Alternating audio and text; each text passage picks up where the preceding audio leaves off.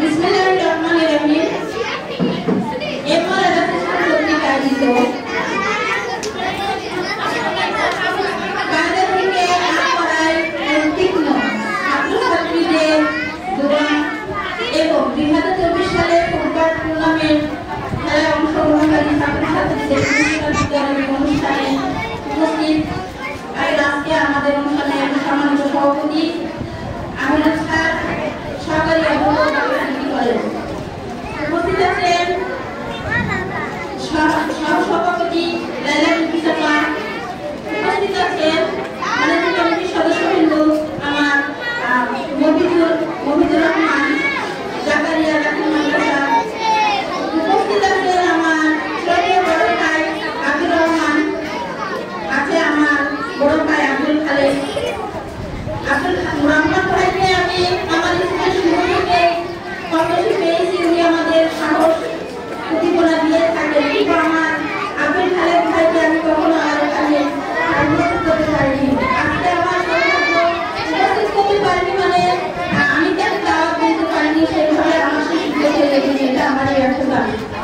তো আমি আজকে খুব খুশি হয়েছি যে আমার ভাই আব্দুর রহমান ভাই, আব্দুল খালেক ভাই আমার এখানে উপস্থিত হয়েছেন।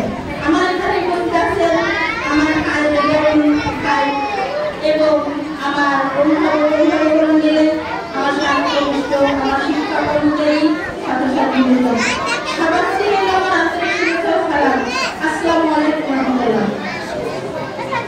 সম্মানিত উপস্থিতি, আমরা বিগত 7 মাস এরকম একটা অনুষ্ঠানে এলাকার সুদীর্ঘ ইমাম সাহেব ওনাদেরকে নিয়ে একটা অনুষ্ঠান আমি এখানে করেছিলাম, অর্থাৎ মত বিনিময় সভা।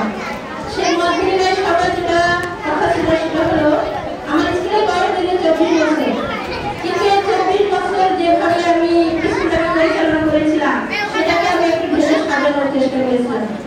ঢেলে সাজানো বলতে আমি চেয়েছি আমার এই প্রতিষ্ঠানটাকে বাংলা ইংরেজির পাশাপাশি আরবিটার প্রাধান্য দিতে। বাংলা ইংরেজি এবং আরবি শিক্ষা যদি একই সাথে ছেলে মেয়ে ভালোভাবে শিক্ষা লাভ করতে পারে তাহলে তার চরিত্রের যে গঠনগুলো সেটা মজবুতভাবে তৈরি করতে পারবে।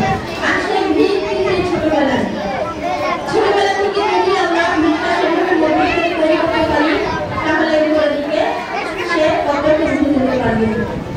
তো আমার খুব উদ্দেশ্য একটাই ছিল যে এখান থেকে আমাদের বাচ্চারা যেভাবে বাংলা ইংরেজি পড়ে সেভাবে আরবি সাহিত্যটা সেভাবে পড়বে, পড়ার পরে এখান থেকে হাফেজ হবে, মাওলানা হবে, বিশ্বের কাছে সে বড় মাওলানা হিসেবে প্রতিযোগিতা অংশগ্রহণ করতে পারবে, একজন দিকে গাইড তৈরি হবে। এটা হলো আমার মূল লক্ষ্য উদ্দেশ্য।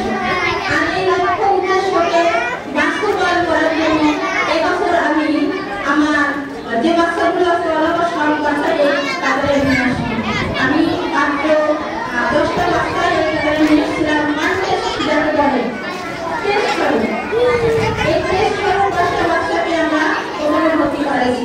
পাশাপাশি এই কার্যক্রম করতে গেলে আমাদের স্কুলের যে অবস্থান আছে এগুলো আরো উন্নয়ন করা দরকার।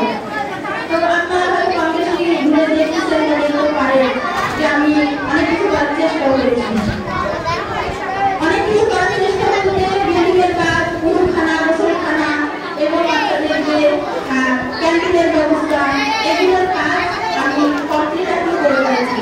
হয়তো বা যদি আপনাদের দোয়া থাকে, আল্লাহ সহায় থাকে, হয়তো বা আমি নামে ঘরে কমপ্লিট করে উঠতে পারবো।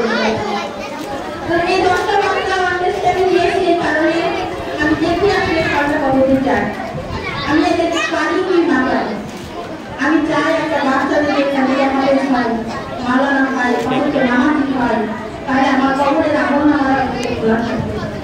আমি পরে মনে এই শর্তটুকু পাই, দুনিয়াও আমার স্থায়ী। আমার কারণ আমি যে এখান থেকে উপরে উঠে এই গ্রামে কেউ দিতে পারে না, বয়সের গ্রামে কেউ দিতে পারে না। তো যেটা হয়েছে বিগত 24 সাল পর্যন্ত 23 সাল পর্যন্ত সেটাকে ঘিরে আমি 24 সালে অভিজ্ঞতা থাকছি।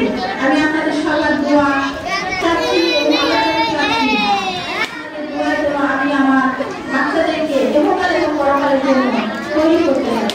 এতটুকু আমি আপনাদের কাছে চাচ্ছি। আর এই অবস্থায় 10টা বাচ্চা যারা একই লেভেলের না, ওরা ছোট বড়